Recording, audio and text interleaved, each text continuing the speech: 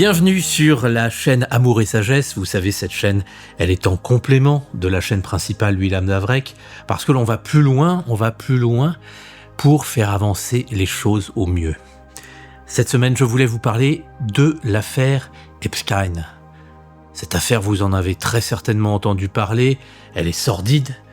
Néanmoins, il est vrai que si vous vous intéressez à ces sujets, vous n'êtes malheureusement pas surpris.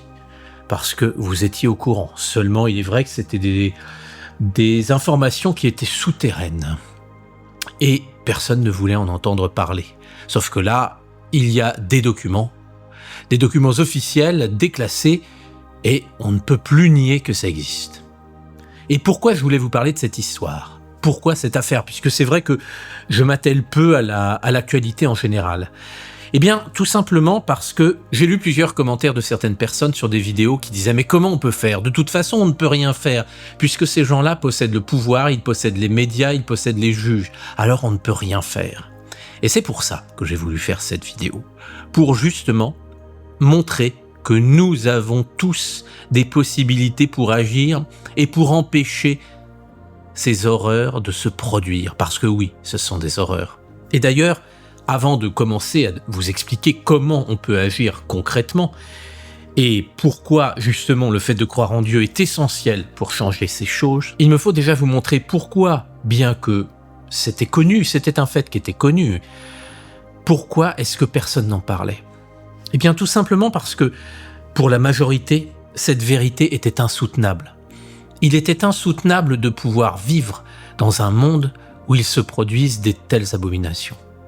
Il était insoutenable de pouvoir se dire qu'on pouvait faire de telles horreurs en toute impunité, alors on préférait détourner la tête par rapport à celui qui lançait l'alerte. Et je l'ai vu.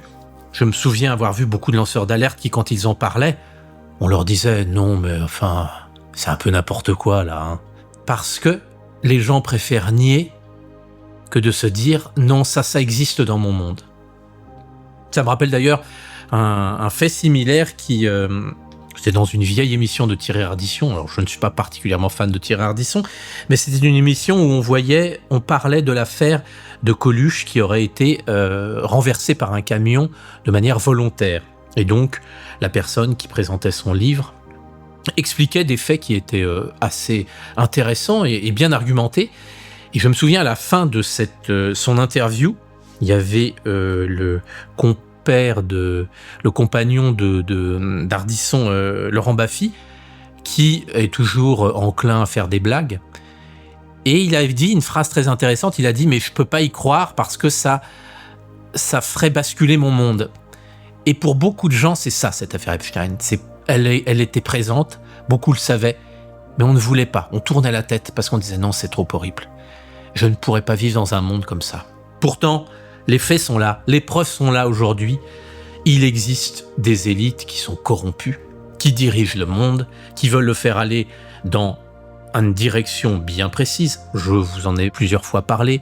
Et c'est vrai qu'au premier abord, on peut paraître démuni. On se dit, c'est pour ça d'ailleurs que j'ai fait cette vidéo, on se dit, mais voilà, ces gens-là possèdent le pouvoir, ils possèdent les juges, ils peuvent demander à l'armée d'intervenir, à la police d'intervenir, donc nous, on ne peut rien.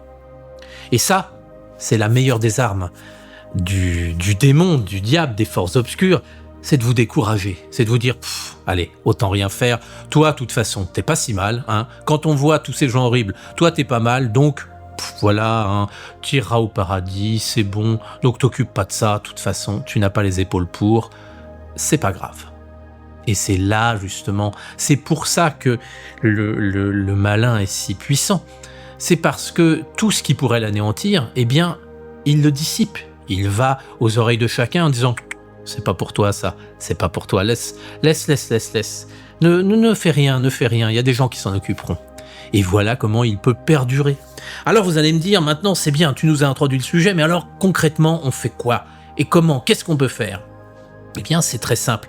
Mais ça ne va pas plaire à tout le monde, parce que je sais qu'il y en a beaucoup qui, justement, par rapport à ce que je viens de dire, vont se dire oui, mais c'est pas à moi d'agir, moi je ne peux rien faire.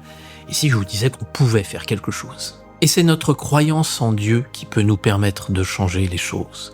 Pourquoi ? Parce que de telles horreurs n'arrivent pas d'un coup comme ça. Elles arrivent par des petits détails, par des accumulations de petites choses. C'est un petit peu comme si, par exemple, je ne sais pas, vous jetiez une goutte d'huile de vidange dans la rivière. Vous dites, bon, c'est pas grave, hein, c'est pas moi qui suis le plus polluant au monde. Oui, mais si 1 milliard de personnes versent une goutte d'huile de vidange dans la rivière, qu'est-ce qui va se passer? Ben, ça va être complètement pollué et ça va être le terrain de terribles catastrophes. C'est comme ça que se produisent la plupart des choses. C'est pour ça que notre croyance en Dieu, elle est essentielle, parce que nous pouvons agir en mettant Dieu à la première place dans notre vie. C'est-à-dire que c'est notre partie divine, donc pas un Dieu, hein, je ne parle toujours pas d'un Dieu qui est très lointain, comme se le représentent beaucoup, un Dieu, vous savez, externe, qu'on ne sait pas trop ce qu'il fait, qui prend des décisions mauvaises, qui nous met des bâtons dans les roues, qui agit n'importe comment. Non, je ne vous parle pas de ce Dieu-là, moi. Je vous parle du Dieu qui est en vous, que vous ressentez quand vous ressentez de l'amour, quand vous ressentez de la joie, quand vous ressentez les plus belles choses de votre vie. C'est là que Dieu se manifeste. Eh bien, c'est à Dieu qu'il faut laisser la première place dans notre vie. Seulement, chez la majorité des humains, c'est notre ego qui domine, parce que c'est notre intérêt que l'on met en premier. Dieu, voilà, on le met en second plan, bon, ça va une fois de temps en temps, hein, pour les chrétiens, c'est bien, on va à la messe une fois de temps en temps, on a bonne confiance, etc., ou on va prier peut-être une fois par jour, par semaine, bon, voilà, mais ça suffit. Mais le reste du temps, c'est nous, c'est notre ego qui est à la première place. Eh bien, c'est l'inverse qu'il faut faire. C'est Dieu qui doit être à la première place la majorité du temps, et nous, sur des petites décisions secondaires, notre ego a le droit d'agir, parce que notre ego a un rôle aussi, hein, sinon il n'existerait pas. Mais c'est pas le but de cette vidéo. Le but de cette vidéo, c'est vraiment de demander à Dieu de prendre cette place en nous, d'inviter les anges à venir dans nos pensées, dans nos émotions, dans nos actes, pour nous rendre plus grands, plus forts, plus beaux, plus nobles, capables de faire face aux tentations. D'ailleurs, hein, encore une fois, dans le Notre Père, tout est dit. Hein. J'ai déjà fait une vidéo sur le Notre Père, mais vous retrouvez l'essentiel. Et donc, pourquoi est-ce que c'est le plus important de mettre Dieu en tête dans notre vie? Parce que pour les grandes décisions, si Dieu est en tête, il ne se laissera pas corrompre. Parce que voyez-vous, dans cette affaire, j'ai vu un témoignage là récemment, aujourd'hui, où c'était un des chauffeurs, je crois, d'Epstein, ou un de ses hommes de main, en fait. J'ai vu ça sur la chaîne de Carl Zero, qui fait d'ailleurs un travail extrêmement courageux, et il a traduit l'interview de cette personne. Et ce qui est extrêmement intéressant, c'est qu'en fait, cette personne témoignait, et elle expliquait comment elle a continué à travailler. C'est parce que Epstein lui a donné de l'argent, beaucoup d'argent. Et il a accepté. Parce que, justement, il n'y avait pas Dieu qui était à sa tête.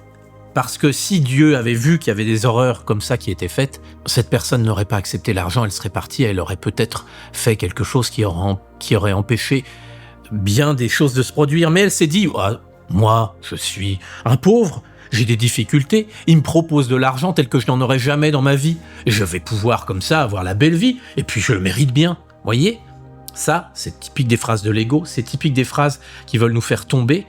Et donc cette personne, et d'ailleurs c'était triste parce qu'elle écrivait un message en disant qu'elle avait vécu tellement d'horreur dans cette situation, à servir ce monstre, qu'elle allait très certainement se suicider. Alors ce n'est pas la solution, parce que le suicide ne va pas réparer quoi que ce soit, et il vaut mieux faire amende honorable et se relever pour réparer ses erreurs plutôt que se... Mais tout ça pour vous montrer que, soi-disant, ce qu'il avait mis en avant comme étant le plus important, au-delà de sa dignité et des horreurs qu'il servait, c'était l'argent. Voilà, il avait dit, voilà, je préfère. Et c'est comme ça que la plupart des monstruosités se font. C'est parce qu'à chaque fois qu'il y a besoin que quelqu'un se taise, à chaque fois qu'il y a besoin que quelqu'un fasse les basses besognes, on sort le chéquier. Ces élites monstrueuses sortent le chéquier et tout le monde, excusez-moi l'expression, baisse son pantalon et accepte. Seulement, si on a travaillé toute sa vie pour mettre Dieu à la première place, dans notre existence. À ce moment-là, on refuse cet argent parce que justement on se dit mais qu'est-ce que c'est que cet argent par rapport aux monstruosités qui sont en train de se faire? Et d'ailleurs vous le voyez, la personne qui était tellement heureuse d'avoir cet argent, elle n'a jamais pu en profiter. Donc comprenez bien que c'est ça qui peut faire la différence. Mais vous allez me dire mais non, ça ne fait aucune différence. Nous, on viendra pas nous corrompre. On ne sait jamais. On ne sait jamais ce qui peut se passer. On ne sait jamais. Et si justement on ne s'est pas préparé à ce travail, si on n'a pas fait des efforts dans sa vie, parce que pour que Dieu soit à notre première place dans notre vie, croyez-moi, c'est difficile. C'est pas faire une petite prière de temps en temps, c'est à chaque instant de sa vie se dire est-ce que je sers au mieux le Seigneur? Alors je sais que je mets la barre un peu haut, qu'il y a beaucoup de personnes qui disent non, nous on préfère que tu nous racontes une petite histoire de miracle de temps en temps, une prière pour guérir, mais le reste ça nous intéresse pas. Mais vous voyez, l'affaire Epstein est la preuve que ça doit tous nous intéresser et que c'est un travail que l'on doit faire chaque jour. Justement parce qu'il est très difficile. Il est très difficile, si vous êtes dans des difficultés financières, de refuser l'argent de quelqu'un qui vient vous dire « Bon, fais ce que je te dis, tu verras rien ». Et d'ailleurs, c'est comme ça que fonctionne toujours le diable. Il ne va pas vous dire « Accepte de soutenir un monstre ». Il va dire « Accepte un petit peu d'argent, ferme les yeux pour ne pas regarder, c'est pas ton problème, c'est pas toi qui fait toutes ces monstruosités, c'est quelqu'un d'autre, donc toi tu n'y es pour rien. » Et vous voyez, là on a mis le doigt dans l'engrenage, et c'est ainsi que le pire peut arriver. Donc moi je vous invite tout simplement à penser que ce travail de travailler comme le demande Jésus, que la volonté de Dieu soit faite sur la terre comme au ciel, et que le royaume de Dieu vienne sur terre, ça ne viendra pas automatiquement. C'est à nous de le faire. C'est à nous de faire ce travail. Et c'est à nous d'agir à ce niveau-là. Et peut-être là, vous allez vous dire, oui, non, mais moi, à mon niveau, je ne peux rien faire, je n'ai pas du tout de possibilité d'agir. Eh bien, c'est là, encore une fois, que vous vous trompez. Parce que quand on devient un exemple, quand on incarne la vertu, c'est exactement là qu'on influence les autres. Pas par un beau discours tel que je suis en train de vous le donner, pas par des lectures de livres, même si elles peuvent nous influencer, mais c'est quand on est touché par la grâce de quelqu'un. Et vous le voyez dans la vidéo que je suis en train de faire sur Saint François d'Assise, il a fait changer les choses, pas en allant sermonner les riches en disant « Ah, vous êtes riches, c'est pas bien, etc. » Non, il a dit « Je vais incarner ce que c'est que de mettre Dieu à la première place et je vais montrer que la richesse matérielle à laquelle tout le monde accorde le plus d'importance, eh bien, c'est pas ça qui donne le bonheur. » Et il a montré par sa sainteté qu'il a choisi en fait la richesse, mais pas la richesse matérielle, la richesse spirituelle, et que c'est celle-ci la plus importante. Donc quand quelqu'un se dira « Mais comment ça se fait que cette personne-là, qui pourtant n'a pas de quoi se réjouir, qui a peut-être une maladie, qui a peut-être des difficultés, qui est peut-être seule, comment ça se fait qu'elle est heureuse et qu'elle rayonne ?» Et là, on touche les gens, vous voyez. C'est comme ça que ça se passe, parce que là, vous avez accompli quelque chose d'extraordinaire et vous le faites dans votre quotidien et vous rayonnez les plus belles choses. Et des personnes vont être influencées par ce que vous allez faire et elles-mêmes vont décider de changer et ainsi de suite. Et ça fait une réaction en chaîne qui peut complètement bouleverser le monde et en pas si longtemps que ça, croyez-moi. Donc n'oubliez pas que vous êtes des exemples, vous pouvez prêcher les plus belles choses, pas en faisant des grands discours, parce que je vois beaucoup de gens qui disent « Oui, mais moi j'ai dit ça et on ne m'écoute pas. » Peu importe qu'on vous écoute ou pas, ne faites pas de discours, incarnez ces principes. Pour que Dieu soit à la première place de notre vie, il faut que nous-mêmes, on soit peut-être tombés plusieurs centaines, milliers de fois, mais qu'on se soit relevé à chaque fois en ayant appris et en se disant, voilà, c'est ce défaut qui habituellement me faisait toujours tomber, et bien maintenant je sais qu'il ne peut plus rien contre moi, etc., etc., etc. Et c'est avec toutes ces petites choses que l'on peut faire quotidiennement que l'on peut nous-mêmes se changer et nous-mêmes inspirer les autres. Une petite précision avant de conclure, c'est que ce n'est pas l'argent le problème, parce que je vois beaucoup de personnes qui disent « oui, c'est l'argent le problème », et je veux pas que vous compreniez ça dans mon discours. Ce n'est pas l'argent le problème, c'est pas le fait d'être riche qui est un problème, ou le fait d'être pauvre, c'est pas ça. Le plus important, c'est de savoir contre quoi on échange l'argent. Si vous échangez l'argent de manière tout à fait normale, ça reste un outil qui est là pour les échanges et qui est bon pour cela. Mais si vous échangez l'argent contre les choses divines qui sont en vous, vous ne pourrez pas les racheter avec de l'argent une fois que vous les avez sacrifiés. C'est surtout ça qu'il faut comprendre. C'est qu'encore une fois, ce n'est pas l'argent l'ennemi, c'est le fait de l'accepter contre quelque chose d'horrible qui salit notre âme. Je ne suis pas en train de vous dire que l'argent est mal, tant que c'est un outil, l'argent est très bien pour faire des échanges et on n'a pas trouvé mieux. Peut-être qu'un jour, nous pourrons nous payer en amour, mais enfin, de l'amour vertueux, hein, bien sûr. Vous me comprenez pas mal. Mais on n'en est pas encore là. Pour l'instant, on a besoin d'un outil pour faire des échanges et tant qu'il est outil, c'est bien. Tant qu'il est dans notre porte-monnaie, l'argent c'est bon. Mais quand il est dans notre tête et quand il devient un but, là, c'est autre chose. Donc voilà, je reprécise cela. Ce n'est pas l'argent le problème, c'est bien le fait de l'échanger contre une partie de notre âme. Et quand il y aura assez de personnes qui seront inspirées et qui justement auront mis Dieu à la première place, eh bien vous verrez que ces élites, elles ne pourront plus rien parce que leur seule façon d'agir, c'est de corrompre par l'argent. Donc si ils disent, voilà, on veut faire toutes ces horreurs, toi je te paye, toi je te paye, toi je te paye, toi je te paye, mais que tout le monde dise non, en disant non, nous, l'argent que tu nous proposes n'a pas la valeur de ce qu'on va perdre, on ne veut pas. Ils seront donc complètement incapables d'agir. Et c'est ça le secret, et c'est ça la solution. Et c'est pour ça que le fait que vous croyez en Dieu fait de vous des personnes exceptionnelles qui ont un pouvoir exceptionnel, mais encore faut-il qu'il puisse se manifester parce qu'il n'y a que vous qui puissiez choisir de mettre Dieu à la première place.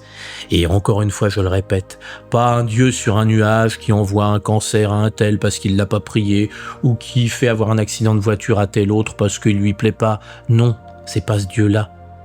Ça, c'est pas vraiment Dieu et ça mériterait d'ailleurs une autre vidéo pour montrer combien de personnes prient en fait un faux Dieu qui porte un masque, mais ce n'est pas le sujet.